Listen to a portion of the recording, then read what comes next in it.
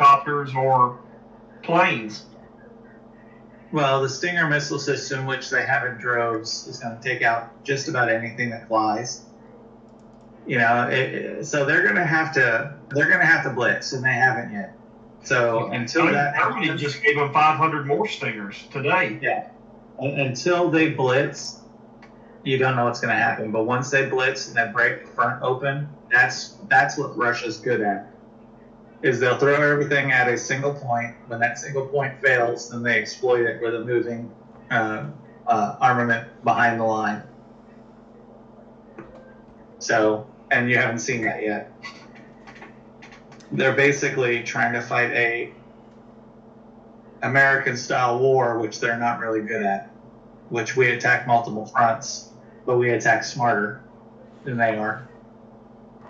And we don't throw C-line or B-line troops at multiple fronts. We throw A-line at everything. And if you're not everywhere covering everything, we're going to exploit a hole that we rupture. So my question is, what's going to happen after this? I think in the next couple of days, you'll see a major push by the Russians. See what? A major armor push. Yeah. Mechanized infantry and tanks. They'll go in droves, hundreds, if not more.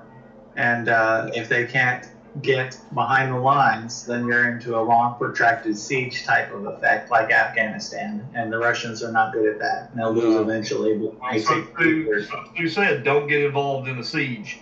Yeah. It wastes time, it wastes resources, it wastes food, it wastes bullets shooting at stone and metal, and you're not hitting it.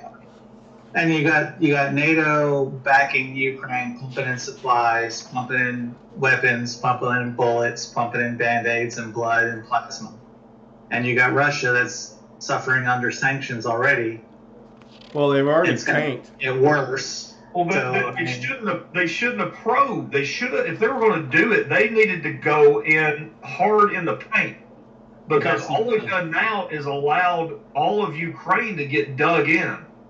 And we allowed Afghanistan to get dug in, and you saw how long that took with the American army. We still didn't blow them out of there. They're just trying to overthrow the government right now. They're not really trying to take out the entire country. No. You got that going on too, but understand that if you don't take out enough of the hierarchy of the military, they still got a military plan. Yeah. I think you have to arrest Zelensky too, because if he kills Zelensky, and they may be doing it anyway, but they're immediately going to have Putin on war crimes, which means they're going to start sending assassins. Well, I think NATO will start sending assassins in after Putin. Everybody's sending assassins. I mean, that's one of the things that you're not seeing or hearing about is all the special warfare tactics that is going on behind the scenes that nobody will hear about. Yeah. Anyways, you just don't know everything. During the Persian Gulf War, when I was active duty, the news heard about 1/10 of all the activities that were going on. Oh, the news doesn't know anything. I've been watching YouTube. There's two guys. One, they're both ex-Army, and one of the guys is they just do a podcast, and they've converted it to YouTube to help people understand all this stuff. But if you're not, John, if they're 2 blocks away from where the attack happens, they'll never even know the attack happened. That's the problem. I mean, right. Well, I'm saying these guys are like just on the general stuff of like where the troops are moving and what they're thinking. One of the guys, his job was actually the low level like planning of like, okay, we're going to choke this point off here and we're going to attack here and we've got to hold here and all that stuff was his job.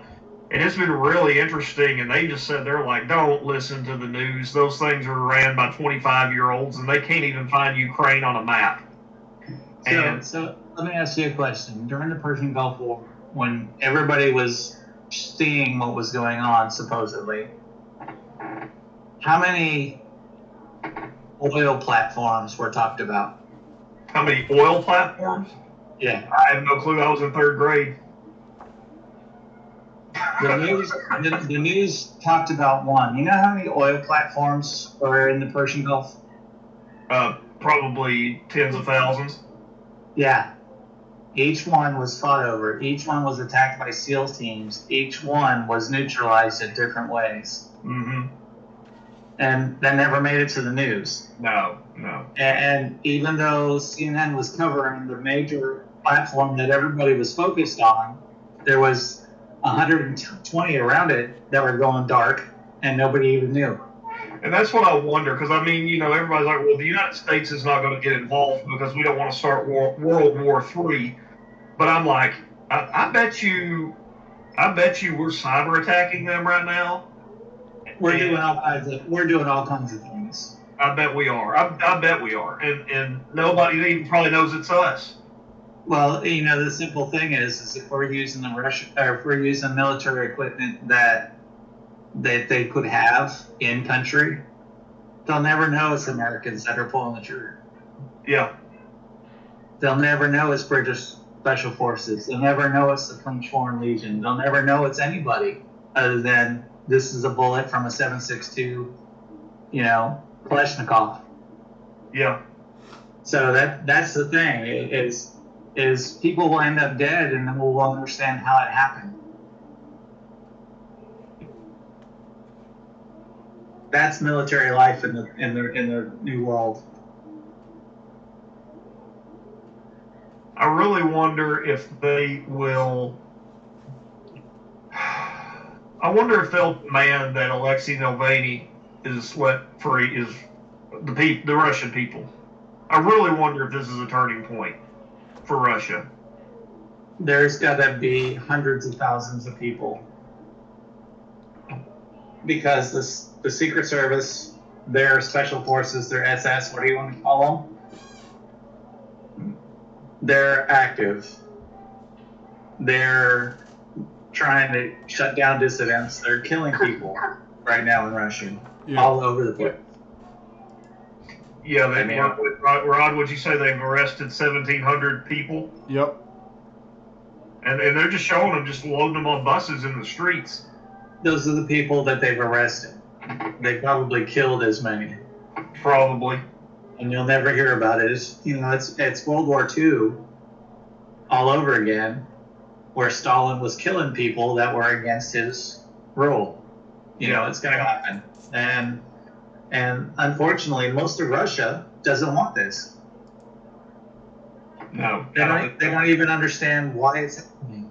And it's all because they want Baltic, Black Sea access. Yeah. And I think it's some of that Putin's got a little bit of pride going on, and that's it seems like to me that there are a lot of people in the country that are for the war, but it seems to be all like the older baby boomers and up, and all of like the millennial to like Gen X down to teenage kids in Russia are like no. Like, we're not, like, this old stuff has got to go away. Like, this is a new day, and we've moved forward. Well, that's what Putin's from. He's from the old you're Russia. Talking establishment. You're talking establishment against the new order. That's it. And the establishment are all those people that are Mother Russia. We are a power that needs to be feared. And then the new establishment is like, why can't we all just get along? Yeah. And the hardliners versus those guys, the progressives, it's always going to be the case. And you're always going to have that party faction. The thing is they probably could have paid to have a port, but they didn't want to have to, do what like we do and spend money every year for a port in a foreign country to where we can land military or we can do supplies out of. And so they're just like, well, let's just take over the country. When that's asinine thinking, and it is what it is. But that's why when Rod was asking earlier what I thought was going on, it's a border switch. Yeah. Because they can't get over the border, and as long as they can hold the border and they can keep the choke points, and Russia can't blitz. But if Russia blitzes and they run thousands of tanks across, then there's going to be a problem. They're not going to be able. You're not going to be able to hold. Do you think that we would get involved? No. At some point, is this just like Sam and Frodo standing at the bottom of Mount Doom, and Sam just saying, "This is inevitable. We've got to do it one way or the other. Let's just be done with it. Let's stop standing around talking and going into 4011 Cold Wars and lukewarm wars and stuff with Russia. Like let's just do it. I'm you know me, I'm like super non-interventionist. But if there's any kind of involved, it's like right now, because we're starting to get into like some dictator, danger to the world type behavior from a first world country that knows better than this. Yeah, and that's why I said we won't get involved other than granting bullets, beans, and bandages. Unless NATO gets involved. If NATO gets involved, then of course America's going to get involved because we're 70% of NATO. But if China decides to do something stupid with Taiwan, that's where I'm concerned. I'm not concerned over that. We are already involved, but it's by proxy. Yeah. We're not involved directly. If they go after Taiwan, we're involved. Directly. And that's when the bad things happen. Is Taiwan in NATO? Taiwan's not in NATO, are they? We have a signed defense pact. Did you know we have an assigned defense pact on Ukraine? No, we do not. When they distinguished all those nukes, we told them that we would protect their sovereign nation. Yes, we did. Yeah, but we didn't sign a treaty saying blood for blood. We said we would protect. What does that mean? We're going to give them supplies. We'll give them equipment. We'll give them food. We'll give everything we can, but we will not put an American boot on the soil. And that's because they're not NATO. That's the only reason. Right. So we actually have a defense. So Taiwan has done the kind of anarchist thing, and they've said we don't have a big enough. Hold on, Hadley. Hold on, honey. We don't have a big enough army to defend ourselves against someone like China. We'll pay you X amount of dollars a year to basically be our bodyguards, and if we're attacked, you're in. So it's a contract, right? From what I understand, Japan gave China Taiwan back in, what was it, the 50s? Is that what it was? David? Hang on, talking to the wife. Oh, sure. Yeah, honey, what's she? I think it was in the 40s after World War II.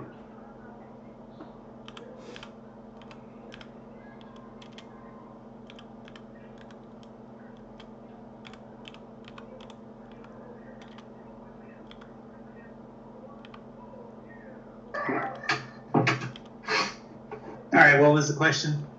Sorry. Didn't Japan give Taiwan to China back like in the 50s? No. If you go back, way back, even before World War I, Taiwan was a province of China. Yeah. So. Which was conquered by Japan. Japan took a lot of China away. Taiwan was never given back. I mean, I don't know exactly. So this is where my military history gets a little bit fuzzy, because Britain owned Hong Kong and a couple of other places. I don't know what our concepts were with Taiwan, other than we always saw them as an independent nation. Didn't the French get a hold of them somehow? It could have been the French too, yes, because the French were over there too. Wasn't it like at some point part of a colony called basically Indochina or Indochin? Yeah, I think so. I'm pretty sure it was the French that were either in there, or maybe it was Thailand. I think it was wherever it was Siam. That might be Yeah. Thailand. Yeah, it was. There It you was. It was during that time, and there was some kind of treaty, but it was never given back to China. It was basically they want to be independent. They want to be a democracy. America will support them. That's what I got from Wikipedia. Gotta put my glasses on. If you guys want to give me a few minutes, let me go get this kid. He just texted me, said he can't get a ride.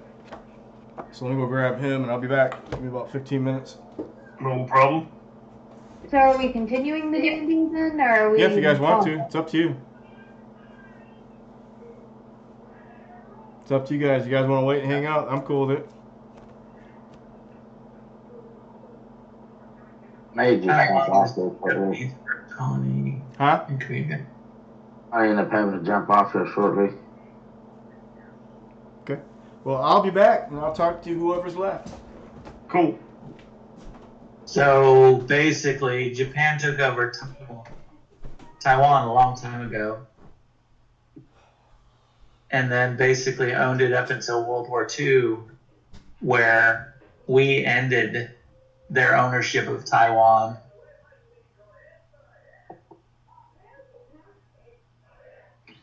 And the territory was placed under the control of the Republic of China. See, here's what's interesting. Kelly just texted me this. They just put this like an hour or so ago out of Washington. It says China so far does not appear to be helping Russia evade Western financial sanctions on Moscow over the invasion, but doing blah, blah, blah would do profound damage to China's reputation, blah, blah, blah. The latest signs suggest that China is not coming to the rescue. Well, no. China's playing both sides against the middle. They're giving us some intel, and they're giving Russia a little bit of support, but they're not doing either. They're not jumping in on either side because they're like, we don't know who's going to win. I think they're waiting to see, because they want Taiwan, and they're waiting to see, what can Russia really do? Like, if we went into Taiwan and had to fight America, what would it really look like? And I think they're seeing right now that, I don't know, I think they're kind of getting their eyes open that that might be a not great idea. China will never get into Taiwan unless America just decides to foobar it. There are so many defensive naval. There's not a single ship that can get into Taiwan without being allowed. Let me say it that way. Mm-hmm. You think the GIUK gap is guarded? In a shooting war, there will be no ship will make shore in Taiwan unless America approves it. So is that because everybody talks about that, so that's really not a reality. Oh, the X factor is if China invades Taiwan, that's not a thing. It can't happen. 2 reasons right now. They could try, but I'm saying well, there's 2 they're reasons. just gonna do it, and then we're gonna go, oh no, About the only way they could try is if they tried to paratroop people in, but there are so many anti-aircraft missile systems in Taiwan, they'll never get a troop ship across. It'll never happen. 1. 2, China doesn't really own troop ships, troop transports. They've never built them. They'd have to build a fleet of troop transports to try and land an invading enemy by sea. And that would never happen. Second, if they tried to airborne them in, they'd get shot down in the China Sea by Japanese missile defense systems. So China can't really do anything other than rattle its saber. So that's why China is not neglecting Russia, but not helping Russia, because in the NATO infrastructure, the only person that China really has a friend of is the other communist countries that have joined NATO. So South America, some of the South Americans, I don't think Cuba's not in NATO, but like some of the South American countries are in NATO. maybe Brazil, Yeah, maybe Argentina. India, but that's why they're buying up as much as they can in India to try and get the Indian votes. See, I'm worried. What threw me off, and this is so weird to me, is that okay? We're going to have a vote about condemning the Russian invasion. Russia says no, he vetoes it. Okay, fine. We obviously know that's going to happen. China votes no. Okay, that doesn't surprise anybody. But India voted no. And I think that made everybody look over at Modi with the side eye, like, what are you doing? Yeah, well, it's because of how much money China's spending in India. That's the thing you got to worry about with China. They're buying votes everywhere. Yeah.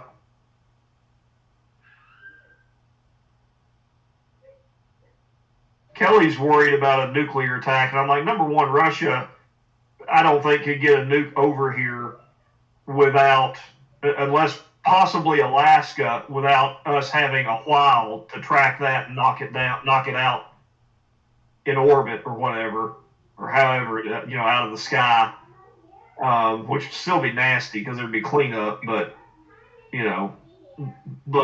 my thought is, like, that's a lot of people are worried about it. I'm like, I don't think that's even really an option because I think even if Putin gets desperate, he knows if he hits the button, the entire world, everyone with a nuclear weapon is got it targeted at Moscow right now. So if he launches every nuke, almost every one of them, if not every one of them, are going to get knocked out of the sky and be futile. And tomorrow we're going to wake up to the Russian desert.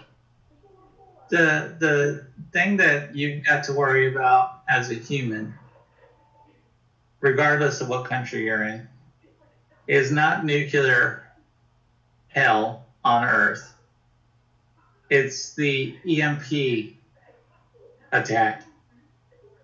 So like the cyber attacks or however they want to knock out the energy grid. No, EMP, electromagnetic pulse. Yeah, it just knocks out like the computers, right? All computers. No, like cars stop working, trains stop working. Cars, computers, internet, everything that you use is all of a sudden dead. Is it kind of like when you touch a processor with static electricity? Yeah, but it just fries the processor. If you do it in the air, it's an airburst. 150-mile radius, you basically just fried out every electronic system in 150 miles. We could be back in the Stone Age in milliseconds. Everywhere. Would we have to go all the way back to the Stone Age? Couldn't we at least pick up at maybe the Victorian era or something? Well, okay, yes. You could be in the Victorian sector, but I mean, think about how America would survive with the way things are today, and all of a sudden waking up the next morning and being in the Victorian age. Oh, you steampunk losers, have at it. Enjoy. You got what you wished for. Millions of people are going to die of starvation because they don't have their local foods growing. That's the biggest concern, more so than nuclear holocaust, because you don't have to fire it at a specific location. You just have to fire it into the atmosphere to have it wreak havoc on communications, computers, cars, everything. So how do you Infrastructure. defend against it? Why doesn't Russia already have done this and just take the United States? Because there's the threat of it happening to them too. Right. It's mutual destruction. It's just like a nuclear attack, but they're making weapons that are just strictly electromagnetic pulse weapons and computers.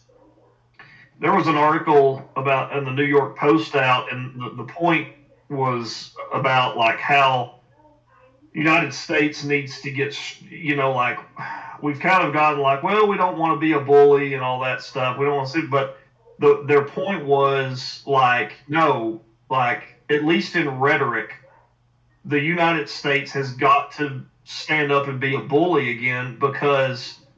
And this is not pumping Trump because I'm not a big Don fan myself, but the one thing that he did do, they said that China and Russia didn't do this because they talked about they threatened things with Trump, but they said now that he's out of office, we can release kind of what happened in those meetings.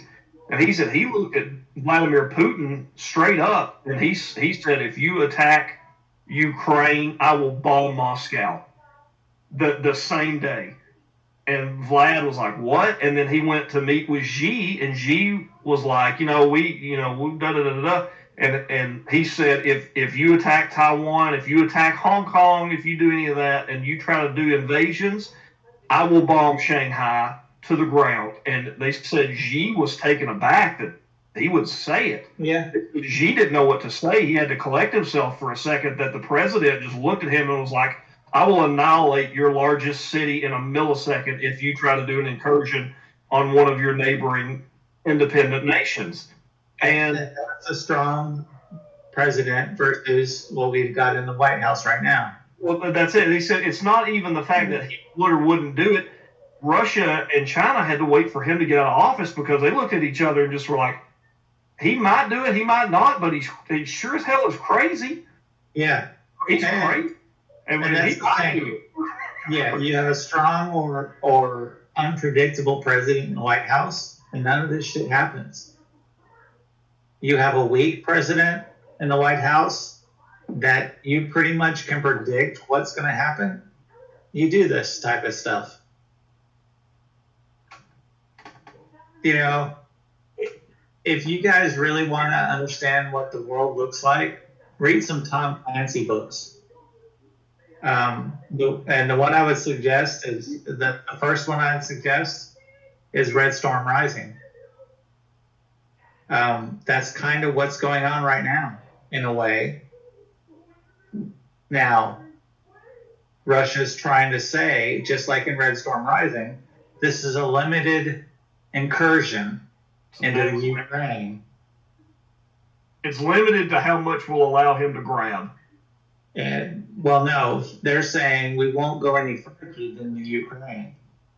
And that's exactly what they were saying in Red Storm Rising. It wasn't limited to Ukraine. But if you want some interesting reading, Tom Clancy was way ahead of his time. He predicted World War III, basically, and how it would happen.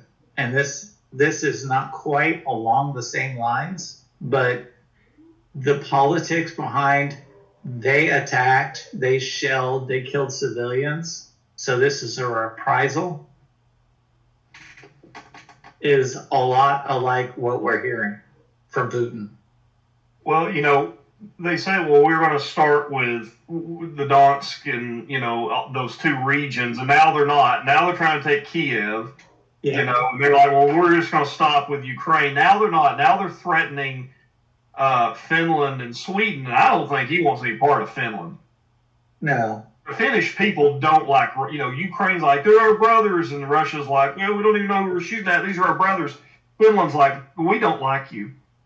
They don't want any part of either one of those because the Alps are one hell of a barrier. Well, the And- other thing is too. I maybe stupidly believe a little bit in genetics and mental makeup. And the Finnish and Swedish people are some of the nicest people on the planet. But you know what? So are people from Tennessee. Yeah. And if you go back in history, though, when there's a war or their homeland is threatened, they don't have a great history of being nice people. They can turn that Viking on real darn quick. Weren't they the rapey Vikings way back when, John? Yeah, that's Y'all. Finland and Sweden, Not they're the all. rapist you ever did mean, I guess. I mean, I know they're a tiny island, but I would not screw with Iceland, man, because if you turn on ESPN3, all those strongman competitions where they're pulling school buses with their teeth, they're all from Sweden, Finland, and Norway and Iceland. Yeah. And they're big and they're mean when they want to be mean. I'm telling you, read Red Storm Rising. I have to put that one on the list. Everybody's always said Tom Clancy's really good for. I know he did Rainbow Six, of course, it was made into a really famous video game. Oh my God. My boyfriend played that all the time for like a solid year. It definitely contributed to a deep decline in our relationship because I hated that game so fucking much. Well, that was really the precursor to what is it everybody plays them now? Call of Duty. Yeah. My dad used to play that, and I kind of get that more. But I was going to say Call of Duty is not Rainbow Six is not the precursor to Call of Duty. It's the other way around. Call of Duty's been around for probably a while. 18 years. Really? I didn't know it was that old. Yeah. I played the first and second Call of Duty, and they were really good. Rainbow, did it come out? It came out on PS1, right? Or was it 2? What? Call of Duty? Rainbow was on 1 or 2 when it first came out. Rainbow Six came out on Rainbow I don't know. I don't know. I know it was at least PS2. It might have been PS1. But Rainbow Six, Clancy's books came out Rainbow Six books came out way after a lot of his other books. So go through and read at least, and it's a huge book. It's going to take you a while to get through Red Storm Rising. But Red Storm Rising, and then what the hell? There's another one where, well, anyway. Red Storm Rising is a very interesting book. It tells you exactly how a war with Russia would go down. A third world war would go down. Russia is the antagonist, not China, so China's not really involved. There's a couple other really good books that he's written before the Rainbow Six stuff came out. Tom Clancy? Yeah, Clancy. I've read Red Storm Rising probably 15, 18 times. Well, you know how this is going to play out then. No, this is not quite the same because this is really just a border skirmish. It really is. Right up until, if they've got enough trained javelin teams, Russia's never getting into Ukraine. Because like I said, it's a two-man team. A two-man team can take out 2 to 3 tanks within 30 seconds. If they've got stashes of additional launchers and missiles, tanks. Everybody thinks tanks are the way to win the war. They're not. Going forward. They're not. You know what the life expectancy of a tank crew is in a modern world war? Probably 3 days. 11 minutes. 13 seconds. Oh my god, I was the closest. You don't want to be in the cavalry then. You know how long an aircraft, helicopter, what the life expectancy of a helicopter in a modern warfare environment is? Probably about the same. 3 seconds.